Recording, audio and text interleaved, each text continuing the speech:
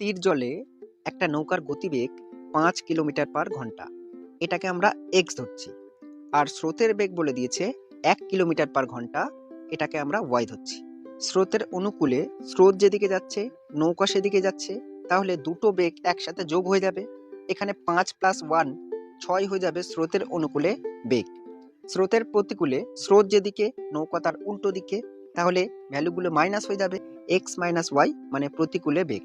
প্রশ্নে বলছে নৌকাটা একটা স্থান থেকে আর এক স্থানে গিয়ে 1 ঘন্টায় আবার ফিরে আসছে, তাহলে এই দুটো স্থানের মধ্যে দূরত্ব কত? একদিকে যদি অনুকূল ধরি আর একদিকে প্রতিকূল হবে, বা উল্টোটা ভাবতে পারো, প্রথমটা প্রতিকূল দ্বিতীয়টা কি হবে? অনুকূল হবে। তাই দেখো আমরা অনুকূলে বেগ কত এবং প্রতিকূলে বেগ কত সেটা বার করে নিয়েছি। অনুকূলে বেগ বেশি, স্পিড বেশি, তাহলে যেতে কম সময় লাগবে। তো 4 ইউনিটটাকে এদিকে ভাবছি যে 6 কিলোমিটার বেগে যাচ্ছে 4 ইউনিট সময়। আবার প্রতিকূলে বেগ যেহেতু কম, স্পিড যেহেতু কম, যেতে অনেকটা সময় লাগবে, মানে 6 ইউনিটটা এদিকে ভাবছি। কেন এরকম লিখছি?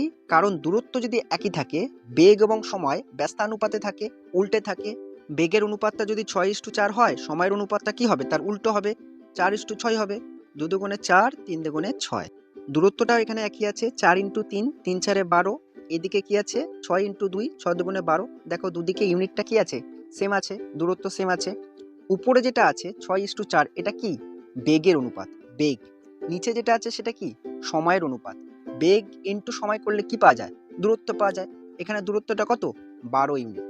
তাহলে যেতে সময় লাগছে 2 ইউনিট আর আসতে সময় লাগছে 3 ইউনিট। 2+3 5 ইউনিট সময় লাগছে গিয়ে আবার ফিরে আসতে। কিন্তু প্রশ্নে বলছে গিয়ে ফিরে আসতে 1 ঘন্টা সময় লাগাচ্ছে। মানে আমাদের যে হিসাবটা 5 ইউনিট, বইয়ে সেটা 1 ঘন্টা। মানে 5 ইউনিট 1 ঘন্টার সমতুল্য। 1 ইউনিট কত হবে? 1/5 হবে। আমাদের কি বার করতে বলেছে? দুটি স্থানের মধ্যে দূরত্ব বার করতে বলেছে। দূরত্বর ইউনিটটা কত বার করে রেখেছি? 12 ইউনিট। 1 ইউনিট 1/5, 12 ইউনিট কত হবে? 12/5 হবে। উপর নিচে 2 দিয়ে গুণ করলে 12 দুগুণে 24/10, মানে 2.4 হয়ে যাবে দূরত্বের মান। অঙ্কটা থেকে একটু যদি উপকৃত হও, অবশ্যই ভিডিওটাকে লাইক করে দিও। আর এরকম আর ভিডিও পেতে আমাকে ফলো বা সাবস্ক্রাইব করে রাখতে পারো। ভিডিওটা দেখার জন্য অনেক অনেক ধন্যবাদ।